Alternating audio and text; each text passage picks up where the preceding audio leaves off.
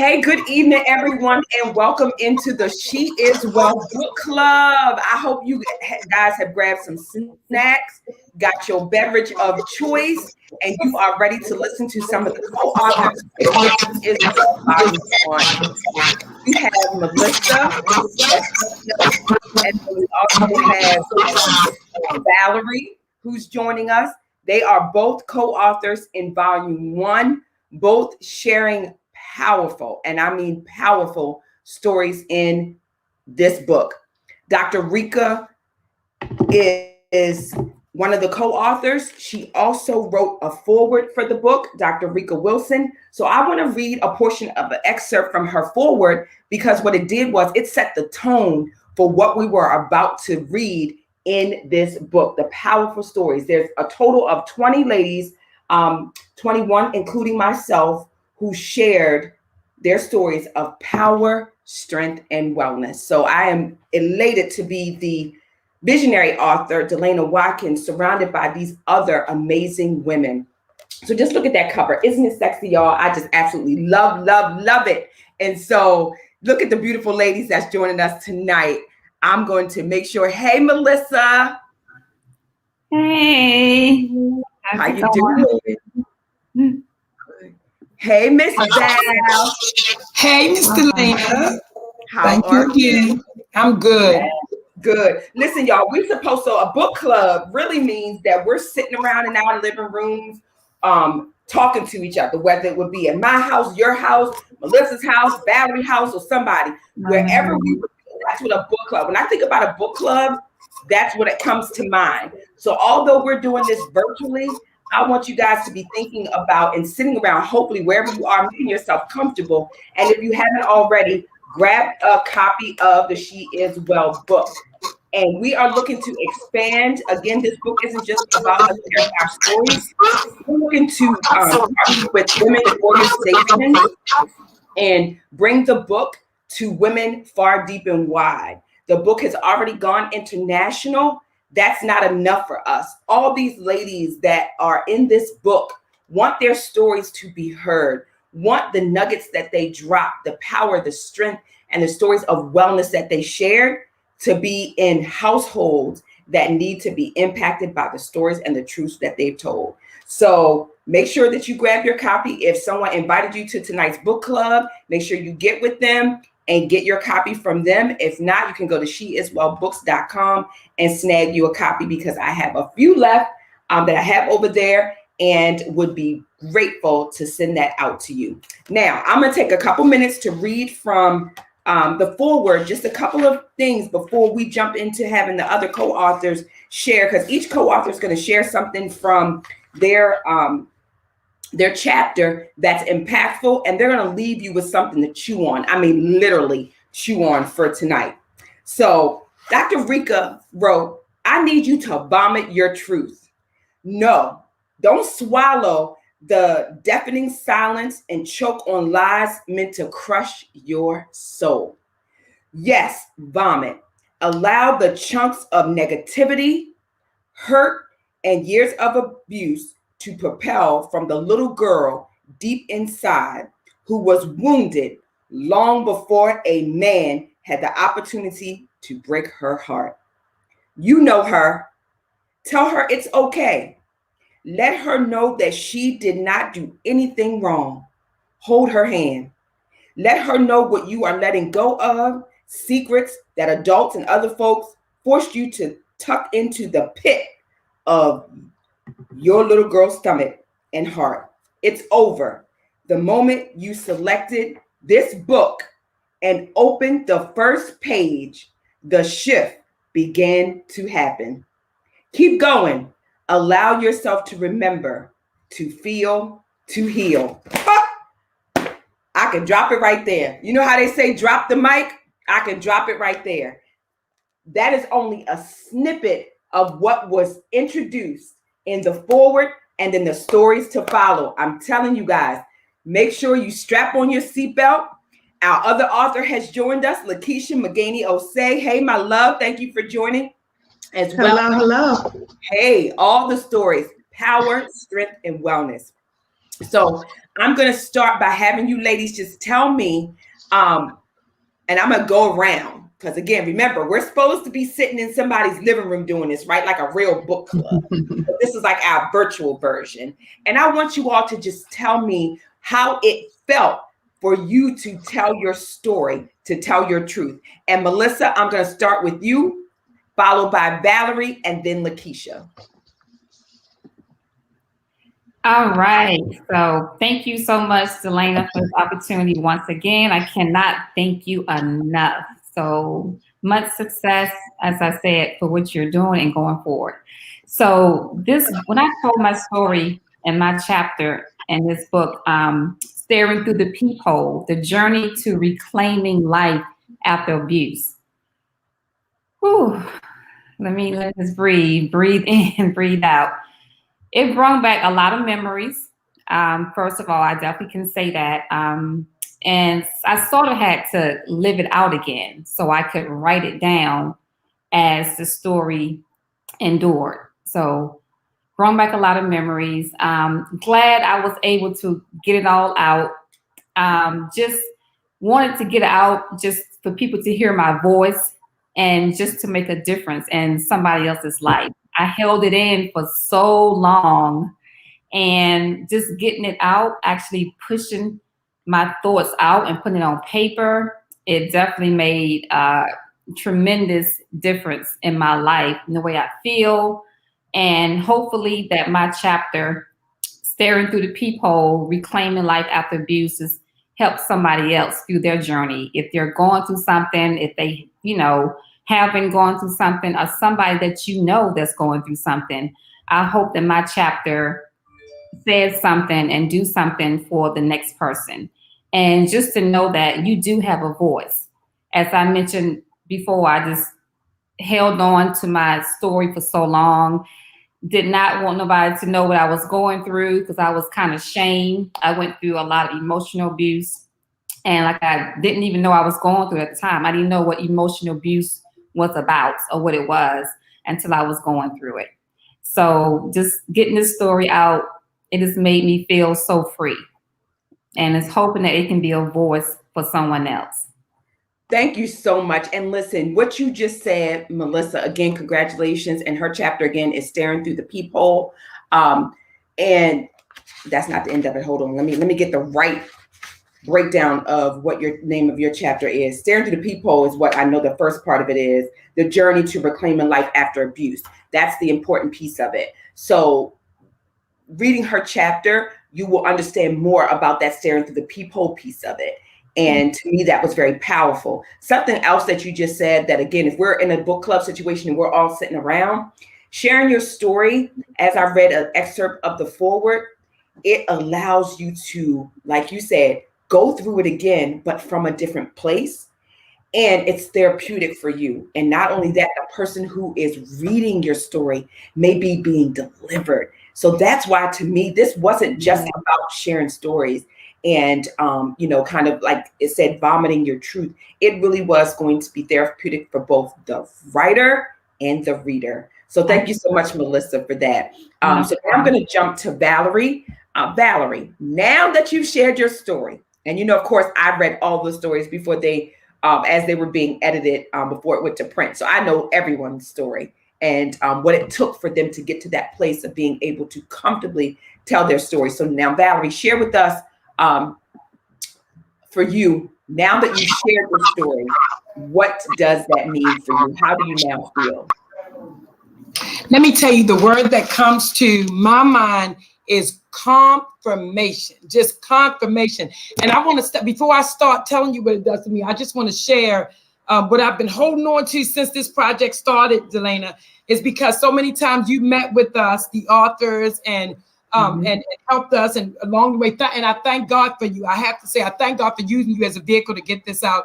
But I remember one of the meetings that we had where you were sharing, you were just testifying and saying, hey, I met with one of the authors, and right then and there, God dropped the title on us. And I wanted to scream, that was me. That was me. I was that author. I was the one. Because I remember when you and I met and we were talking about how I was struggling with the title. And right then and there, we shared a scripture and you jumped up and said that. This whole project has been nothing but confirmation. Because let me tell you, for me, and my story is, simply put, my husband passed away 3 years ago. But I didn't just want to talk from the point of view of being a widow or from the point of view of losing a husband.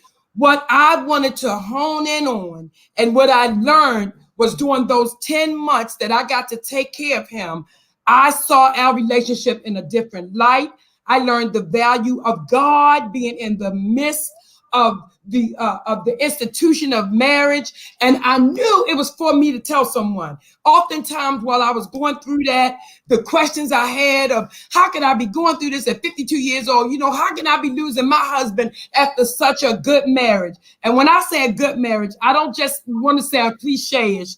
I don't mean that just in jest and in talking. I'm telling you, we had something that others admired. I'll get into that later. But often I question this God that I've served for so long. How can I be facing this? And on the other end of it, I have learned a valuable nugget about the value of relationships. And I knew it was for me to tell. So when God used you, and it stood out. I don't care how many I don't want to say I don't care how many other authors. I knew that night when I saw you and I saw the invitation that you were making for authors, I knew this was it. And from that point to this one, it has been confirmation. So that's how it's felt to get this story out. Woo! And I'm over here doing this and doing that. Like, yes, you're absolutely right. And I do remember that day. I said, okay, tell me what it is. Because, of course, I knew the backstory about the loss of your husband. I said, tell me if you want people who read your chapter, your story, to gain, to learn from that. Because there's a couple of different directions you could go in when you are telling the story. But the moment you said exactly what you just shared just now was you wanted them to learn not just the loss and the caregiving piece of it, but you wanted them to understand what it meant to have that type of relationship and what you learned in those 10 months of being his caregiver. Yes. And when we came out with that title and we flushed that title out, it was confirmation. And I even did a little victory lap.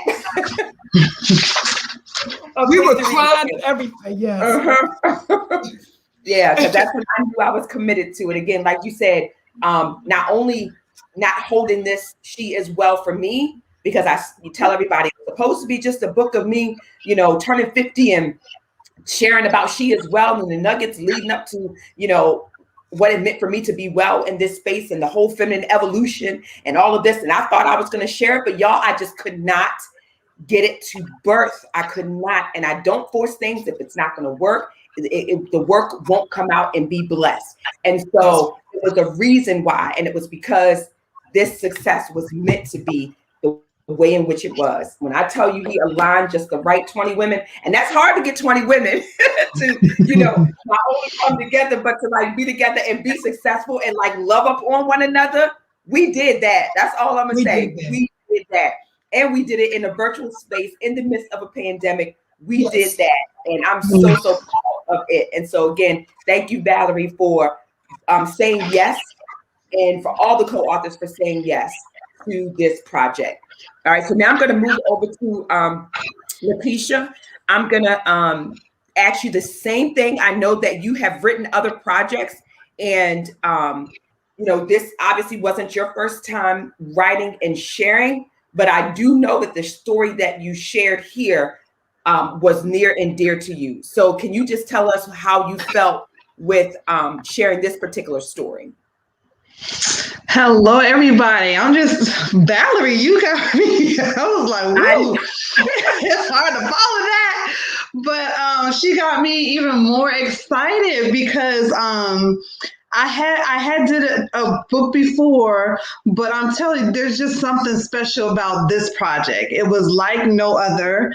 My chapter From Dwell to Well, how I drilled my way to wellness, is it is very dear to me because even the title might sound like one has arrived, but believe me, this is a continued journey. And that is the most important thing that I want people to see and know, that this life we live is a journey. We don't really arrive. You don't ever get there. Because if you arrive and you get there, you're probably no longer breathing. And I think that this She Is Well project, it just brought a whole new breath of life into me. And that dwell to well is my declaration that I'm no longer sitting stagnant. I'm no longer just dwelling, no more, self-pity parties. This is more than just a weight journey, is an inner peace journey and finding your inner joy. And I just feel like that with this project and the journey that I'm on, the biggest thing besides getting well, all deep in your core, is also finding that joy. And once you find that joy, the journey, no matter whether it's weight, no matter whether it's building a business, no matter whether it's building a family or a relationship, once you can claim and get that joy and move from dwelling to well, you just open up so many more opportunities in your life. And that's what I see manifesting, not only with this project, but with, the other things that have happened in this year. So you were talking about turning 50. Like, I have declared this year is the great 48. And so since January 1st, this has truly been the great 48, my 48 chapter of my life. And to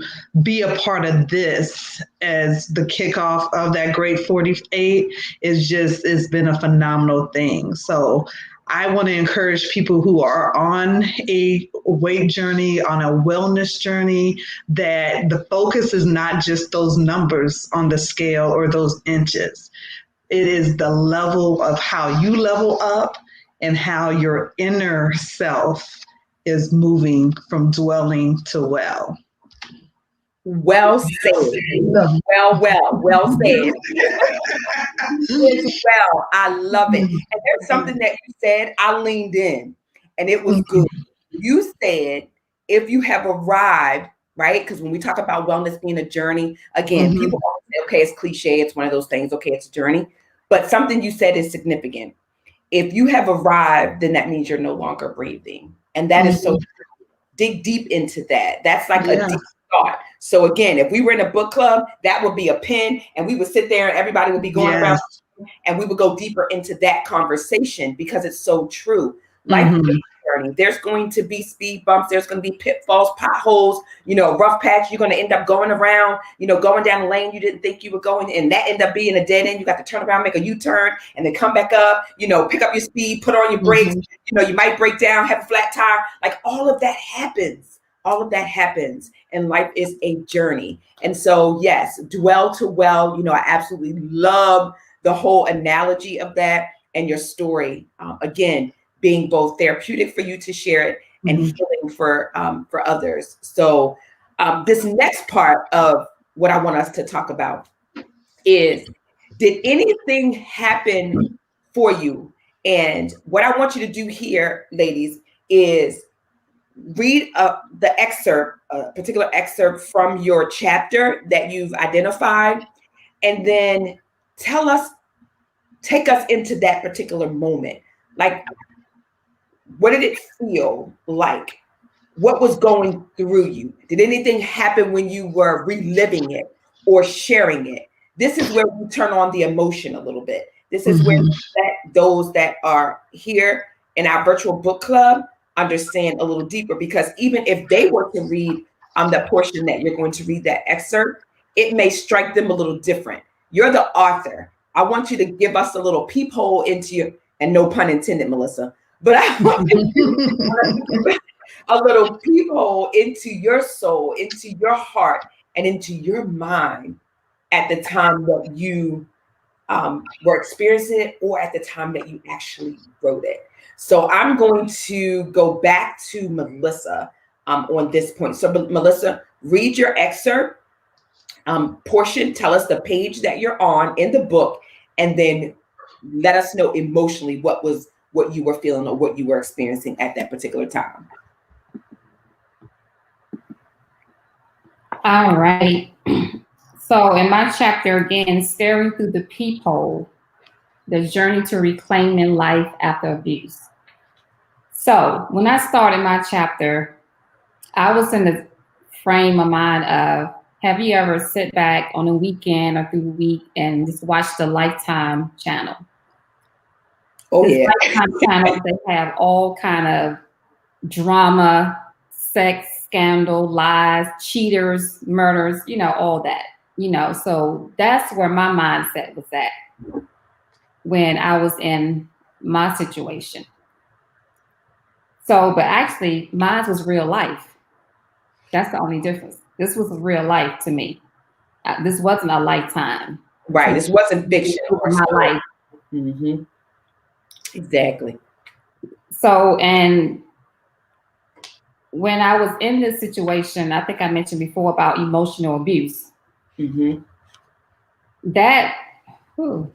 Emotional abuse. Didn't know what it was. Didn't know I was going through it until I was actually going through it. Wow. 8 years of emotional abuse. Wow. And you know what the number 8 represents, right? Absolutely. Constant flow of energy, blessings, Yep. new beginnings. New beginnings. I know I was on my way. I knew it. I felt it. I was on my way to a new beginning. I had to do something.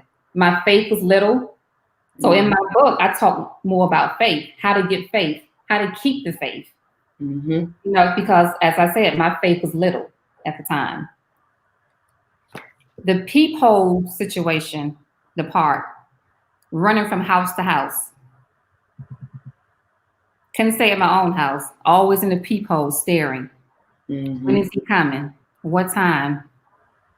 Another round, like I was in a boxing match. You about to go another round. Where could I go? Me and my 3 kids. House to house. I didn't want to get other people involved in my situation. He might try to hurt them. Yeah. I didn't want that. I was ashamed. I didn't want to tell nobody what was going on, actually. Mm-hmm. I grew up, what goes on in your household, stay in your household, So I had that mindset for a minute until I couldn't take it no more. I had to tell somebody. I had to let it out. Mm-hmm. Going from house to house. Me and my kids on the run again. Couldn't stay at my own house. Couldn't afford to go nowhere decent.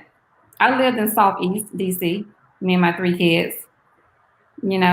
Everybody had access to my building, Right. Mm-hmm. Come in as you want, leave as you want. Kept calling the police. Felt like I wasn't getting no assistance.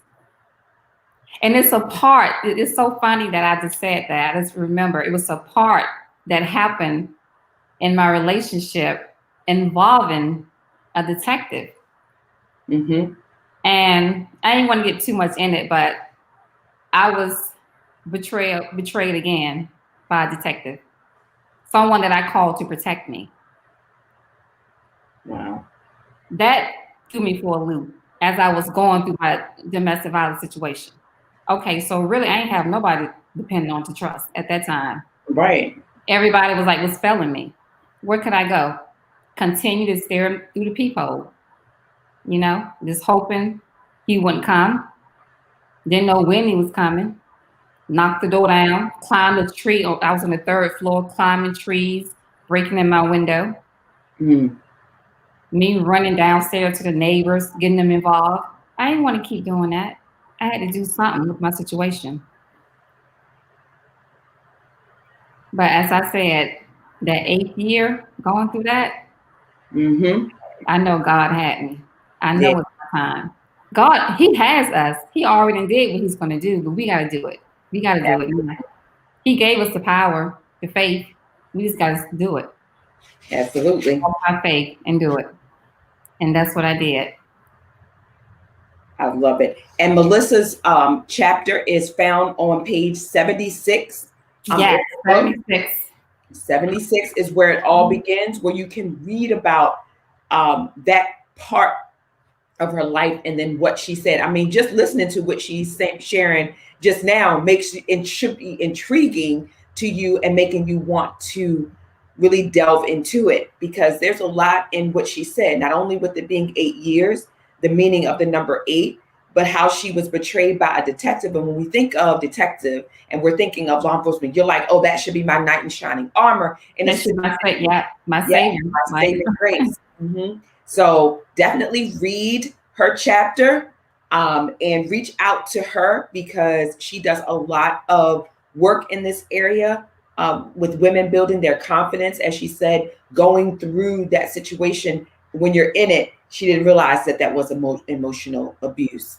So Melissa, thank you so much again, yes, for saying yes to being a part of this. And again, this will not be the last time that you see us in this space. The She Is Well is a movement, not just words in a book and written on paper. And you know, I want to say something really quick. You know, we have our moments of growments, you know. Yeah.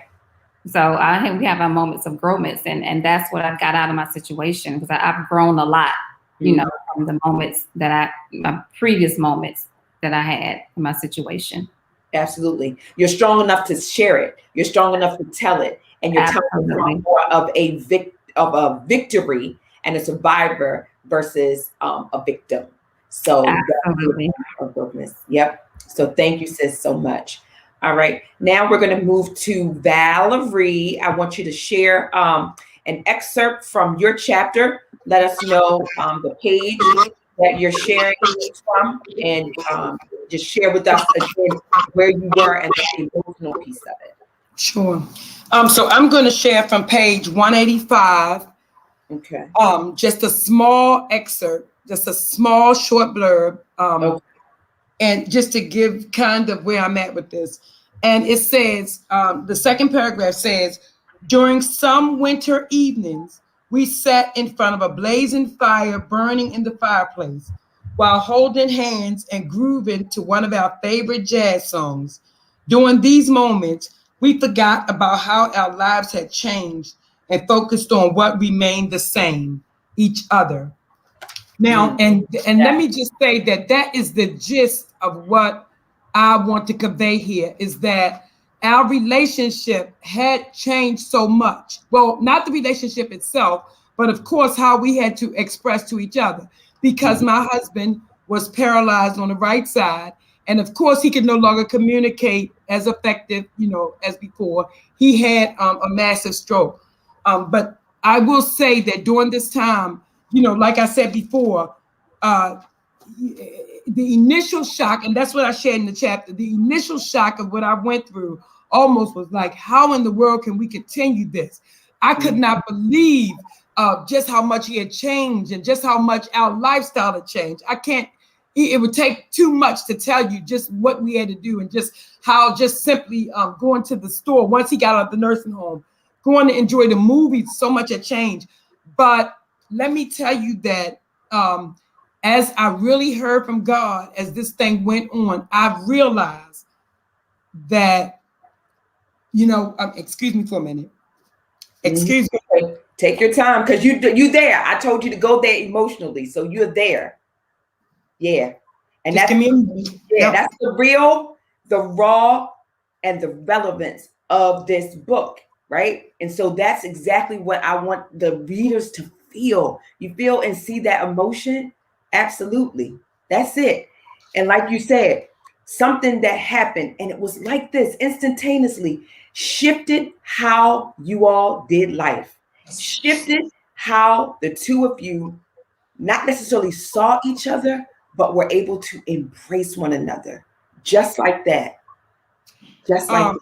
So yes, thank you, because I want to make sure I get my point conveyed here. Absolutely, I want you to. And if that's what it takes for you to do it, somebody, I'm telling you, Val, you're not the only one going through that. someone else right here, right now, has a loved one who's maybe suffered a stroke, maybe was in the hospital with COVID, maybe has, is suffering from being a diabetic with complications, COPD, CHF.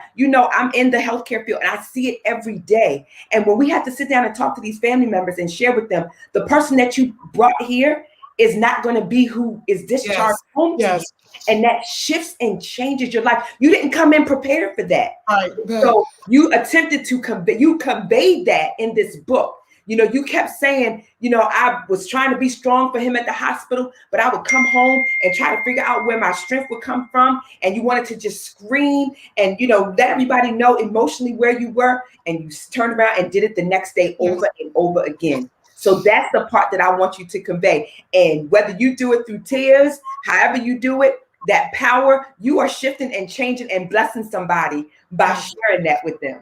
Thank you. Thank you for giving me. Thank you for that. Yes. You're welcome. Because I just want to say that, although the pain, although it's painful watching him those 10 months, watching how he had changed and how, physically he wasn't the same person, but I wouldn't trade anything for what I learned from God during that time. Yes. Yep. Amen. Amen. And we feel it. And there's another part in that, sis. And I love you for this. Again, I love you for bearing your heart, bearing your soul, being very transparent with that. Because I promise you, just like I told you that day when we talked and we came up with your title, I said, you sharing this is going to be impactful and it's going to be very healing, and therapeutic for somebody else. So if it takes for you to push through and to cry through, because reading it sometimes, just like how you just read just a little bit of your chapter, it wasn't even 3 sentences. Yes. It took you back there emotionally, and in your mind's eye, you were able to also go back there in that time in this moment with Lawrence, right? Thank you. You're able to see it. So I'm grateful that she as well is able to allow you to do that, because sometimes we'll still get up and go along with our day, and the time will come and we won't sit still with this. And you needed to sit still with this. You needed to sit still. You needed to share it so that you can do what you're doing right now. There's hundreds of women that's going to be blessed. I prayerfully say thousands of women that's going to be blessed. They're already blessed. We already have internationally. There's somebody reading your book in Australia, in Ghana. I mean, there's women who are being healed, women who husbands, maybe going through the same thing as a mate and trying to figure out how they're going to push through. And God used you to do it. He used you to do it. You and, like you said, you and Lawrence, y'all thought y'all had another 20-some years to go, 30, 40, 50. Y'all spent y'all better days traveling, in the military, loving one another. Kids gone out the house, making their own families. And this was supposed to be y'all time together. So not only were you robbed of him physically, but I know you were robbed of that. Yes. And thank you so much. You told it beautifully. You could have wrote it. But let me just say this, that, and I want to make sure I get this nugget out before I move on, is that you don't really understand the meaning of a relationship until you have to rely on the value of it. Now, I know that sounds convoluted, but let me put it like this. Oftentimes you don't really understand the value of how much you've worked until you have to retire and live off of whatever savings you have.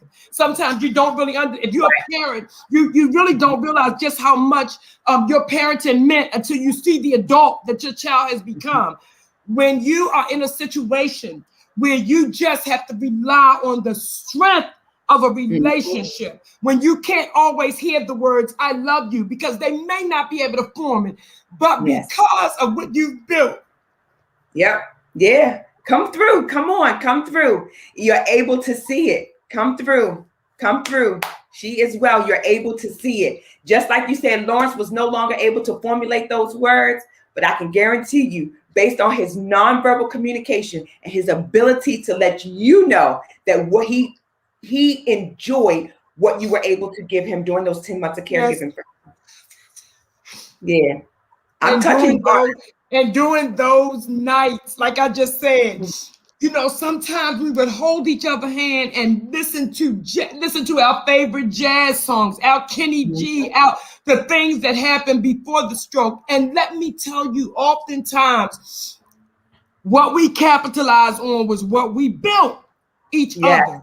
Yes, each other. We forgot that he was paralyzed. We forgot that we would sit right there and listen. And I learned then the value of God's presence in relationships. And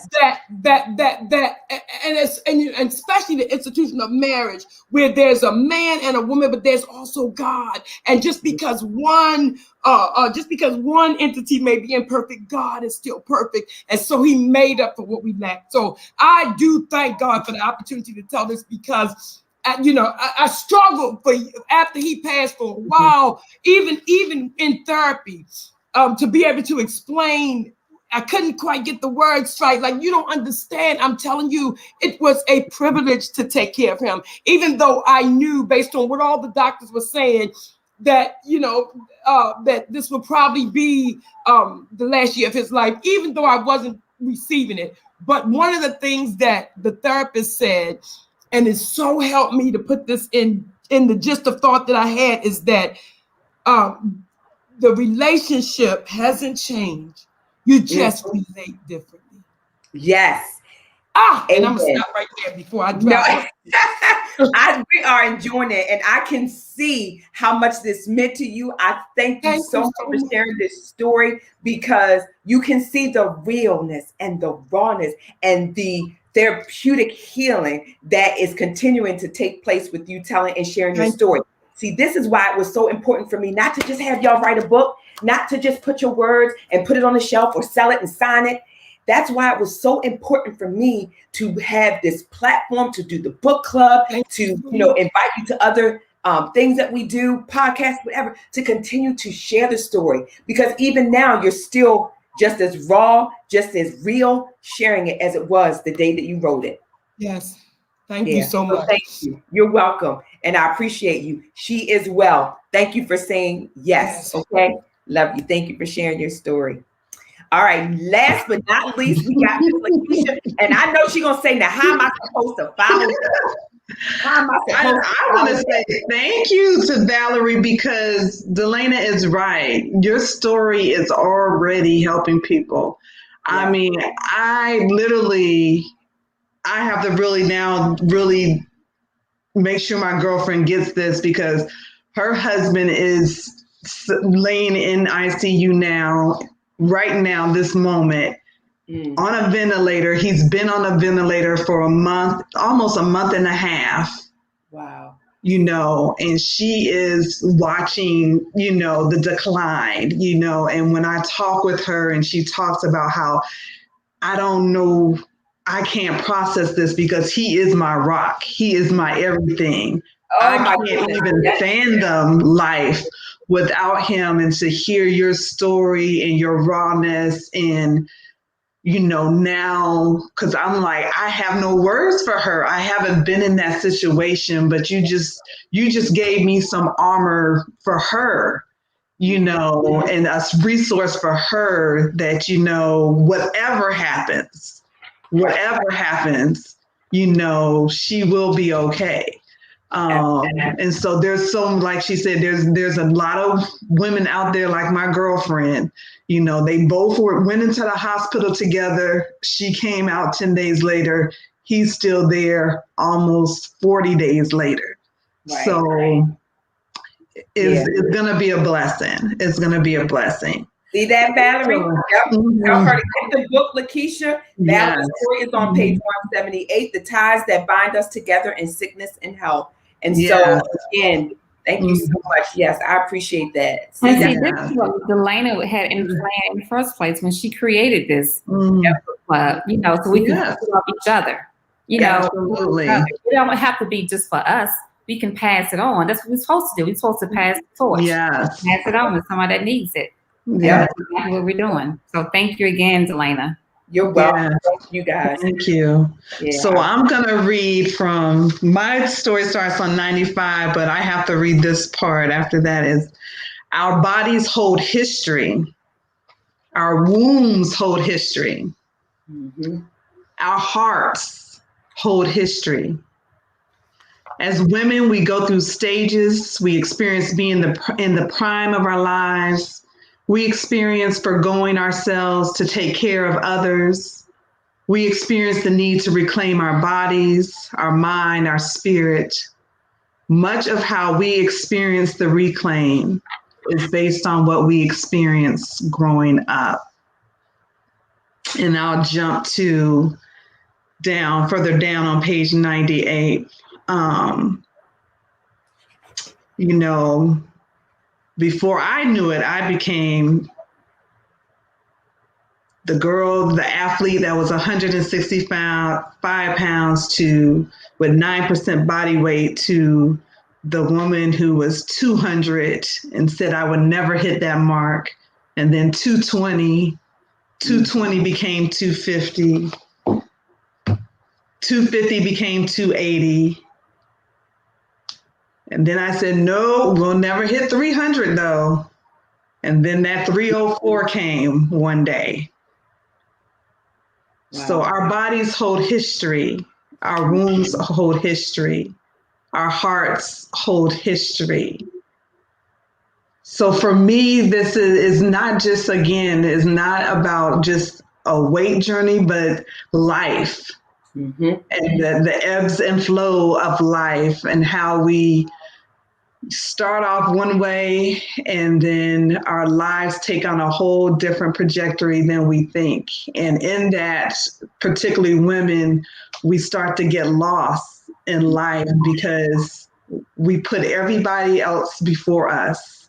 We go on the back burner. Mm-hmm. We forget that we too need love. We too need to focus on our wellness. We too need to be well.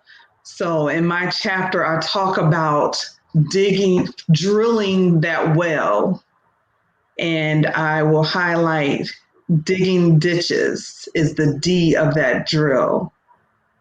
So when you dig ditches, you break up and you move earth with a tool or machine or with hands, paws, or a snout.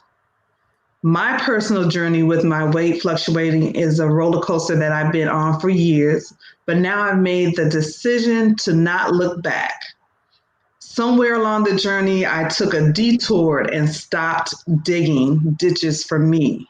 Mm-hmm. Digging required me to break up and off some things that no longer served me.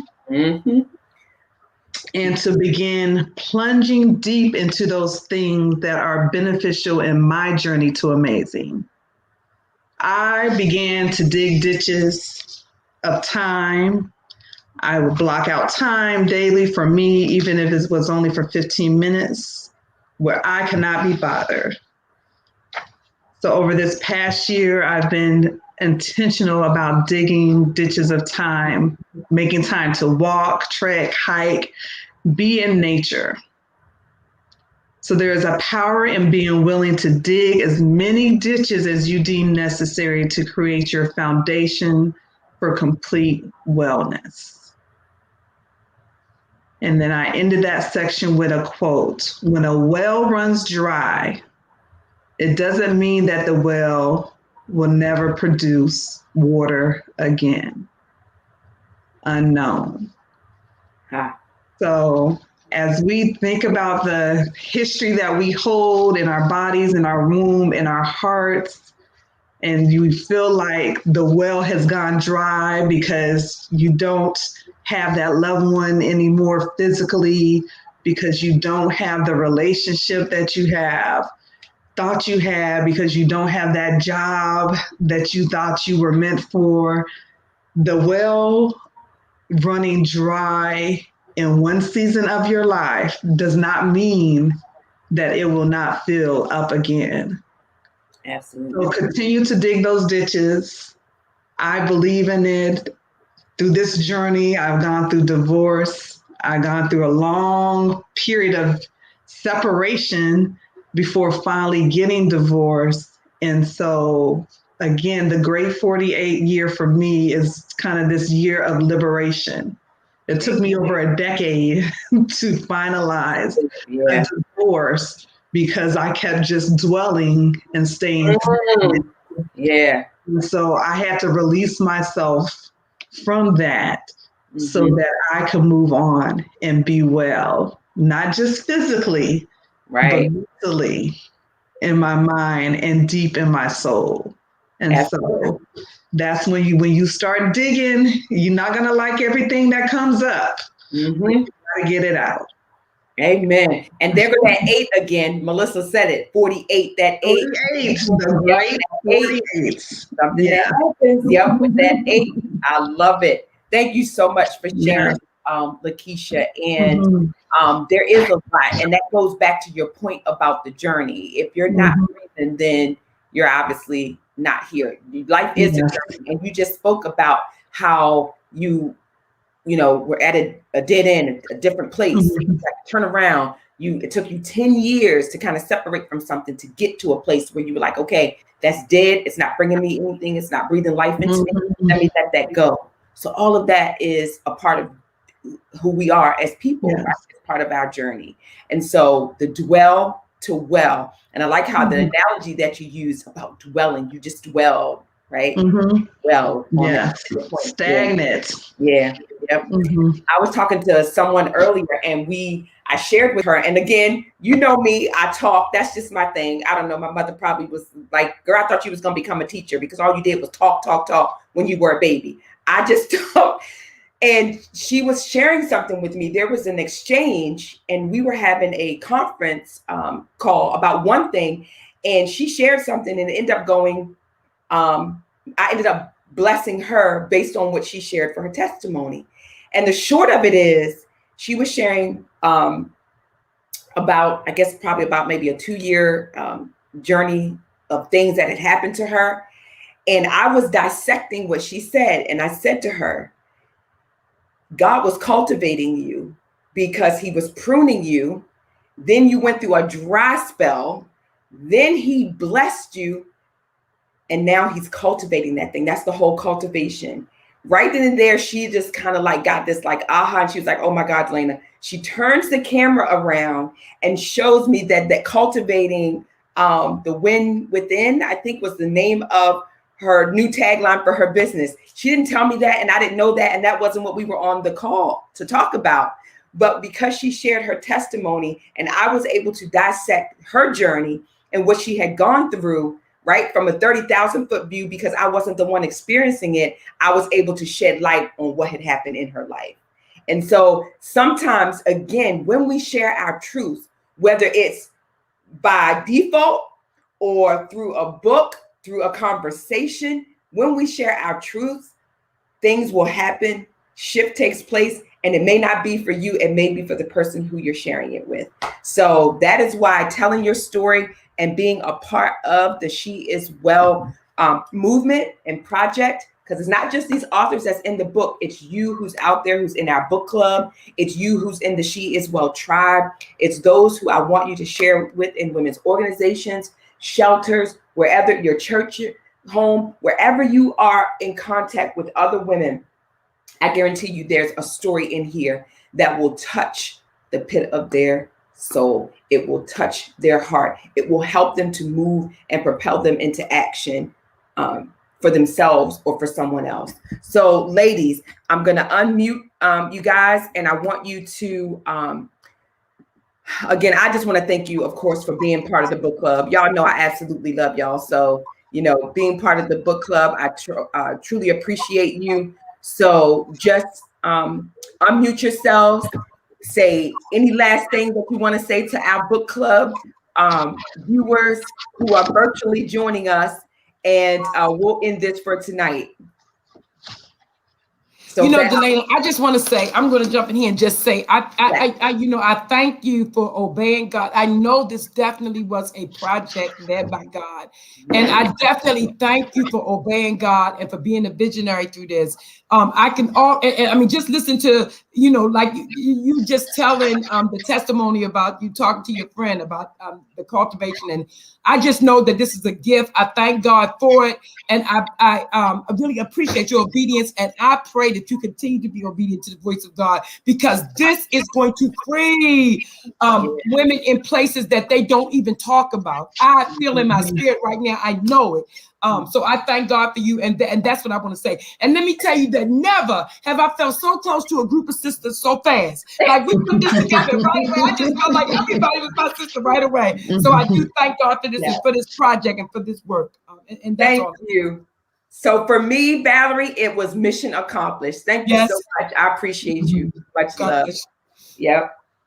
All right, Melissa, did you have anything you want to say before we end our virtual book club and everybody my living room go home?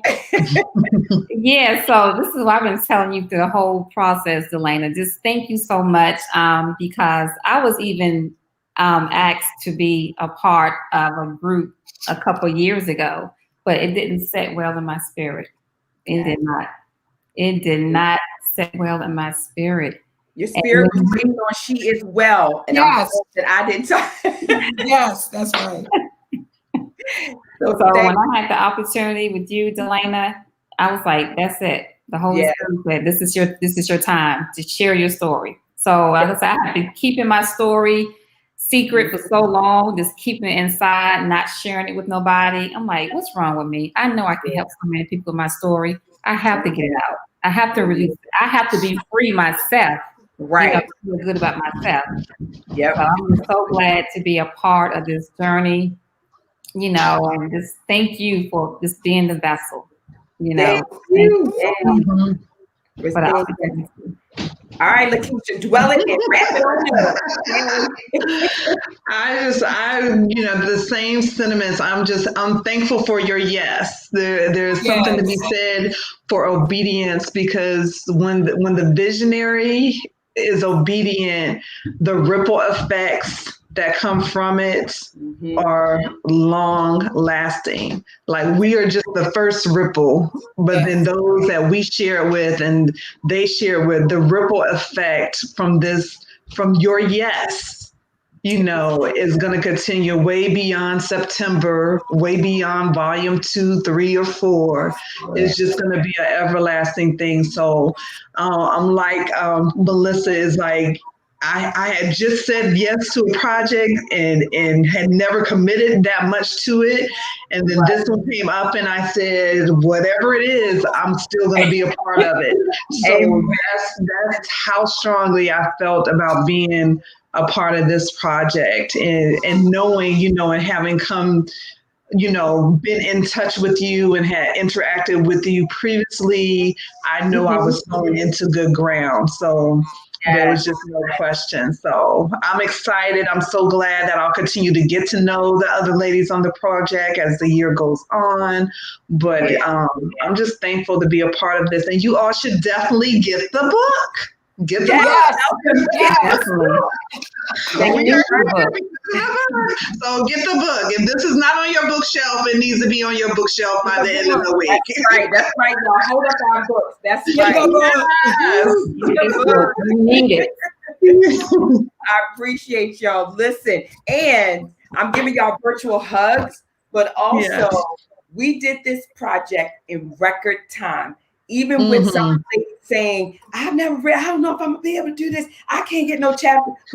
I we're going to do this. This project that down, right? Yes. This project got pushed out in record time, and we did our virtual launch, and it was the bomb. We had Jewel Diamond, and she spoke over every woman, read out every woman's name. Yes. When I tell you, I could not have dreamt this up. I just obeyed and said yes. Yes. Yeah. Yeah. So thank you. I'm sending you all kisses and virtual hugs. I appreciate you. And this is not the end. Of course, I'm always drumming up something else. So I'll see you guys again soon. God bless. And she is well. She is well. Get that book. She is well. We are well. She is well. Dwelling in the well. That's right. All right. I appreciate it. Take care, everyone. Bye-bye, ladies. Have a good one. Be safe, everyone. Okay.